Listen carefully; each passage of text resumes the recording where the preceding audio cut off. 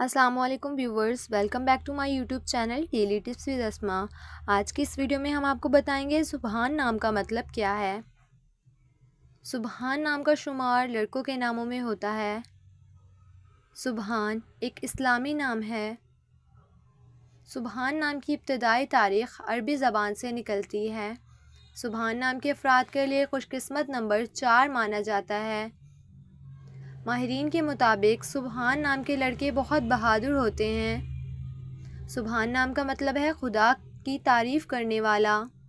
सुबहान नाम के लड़कों के लिए खुशकिस्मत दिनों में जुम्मा और हफ्ते का दिन शामिल है। सुबहान नाम के अफराद के लिए मुआफ़िक रंगों में नीला, बनफशी और काला रंग शामिल है।